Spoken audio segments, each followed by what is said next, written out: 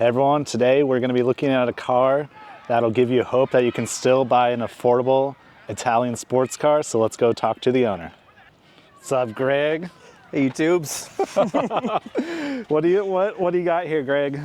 I've got a 1982 Alfa Romeo Spider. Lovely little beat up, well-worn Alfa Romeo. Greg, tell me about why you wanted this car. Well, I had a girlfriend in high school that really showed me her uncles, and her uncle took me for a drive, and I've kind of always wanted one ever since. Of course, it's a convertible, it's Italian, so what's not to love? Exactly. So, Greg, the story of how you got this car blows my mind because it gives me hope that people can still buy an affordable car. So, how did you get this car and what did you pay for it? I had been looking for about 6 months. I'd test driven 3 or 4. I was trying to save up my money. I was about a year away from actually buying one, but then I noticed one on Facebook Marketplace that had been on there for a little while. I messaged him. It seemed like he had kind of moved out of town, and come to find out, I drove down to about an hour away to see the car. He had driven it that morning, and when we went to start it, when I got there, it wouldn't start. Perfect. So I was like, well, I've driven an hour. Let me just at least look at it, you know? So right. I looked at the car, and we tried to start it. Turned over quite a bit. It would kind of chugga every once in a while once it got some fuel. Yeah. And then it would kind of just die. So I knew it was a fuel problem. I was pretty confident it was a fuel problem. And then, you know, come to find out, he was moving out of town the very next day. So he really kind of had to get rid of it. And I was like, well, I can't offer more than $500 for a non-running Italian sports car. And he, you know, regrettably accepted my offer. Yeah. So you got a car for $500. Yeah. Clean title. Mm-hmm. And so what did you have to do to get it running?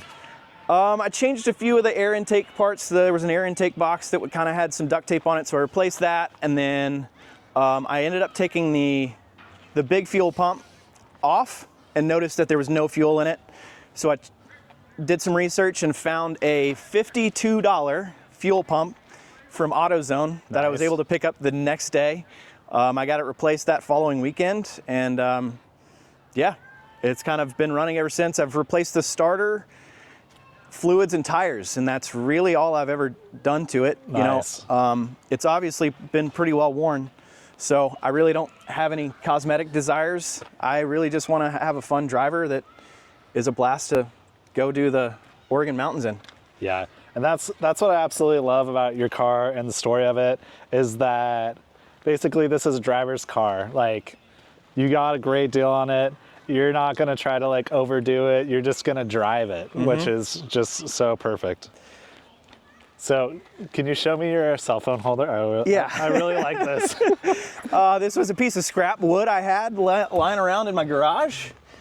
Check it out. We just let her ride. And surprisingly, I've taken it pretty fast, and she holds on. I love that.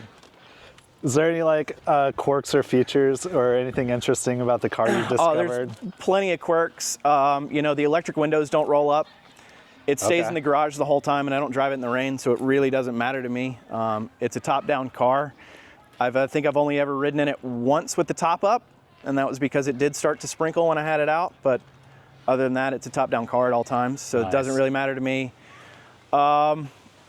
Transmission definitely needs some work. The synchros are starting to go out on the second gear. But, I mean, other than that, it's, like I said, driver's car. I have fun in it. I've got 2 little kids. They'll hop in the passenger seat and take it for a ride with me. And, you know, I'm even teaching my wife how to drive stick in it. So. Oh, how's that going? It's going pretty well. She drives around the mall every once in a while. Nice. That's as far as we've gotten. That's farther than my wife got when I tried to teach her how to drive stick. It was too painful. I had to quit. And then these wheels are magnesium, correct? Yeah, they're the original magnesium wheels, believe it or not. I can't believe 40-year-old magnesium's held up this well. Yeah. But yeah, it was originally a San Diego car. The guy used it as a daily driver for He said 10 to 12 years. It's got Wow. 160,000 miles on it, but surprisingly has been really reliable. I've owned it for 2 years and it's never not gotten me home. Nice, perfect. For a $500 car that you put another 50 in to get running and another couple $100 in tires. Yeah, I This think is all in, amazing. I'm $1,500. $1,500 all in. Yeah. Yeah, that is a deal, man. That is, in this world right now, this is like amazing.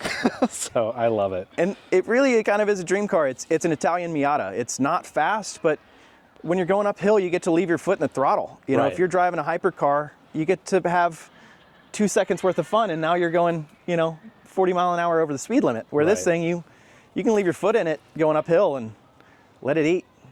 Perfect. Well, Greg, thanks for taking it out. Thanks for showing me the car. Sure. And I'll talk to you later. All right.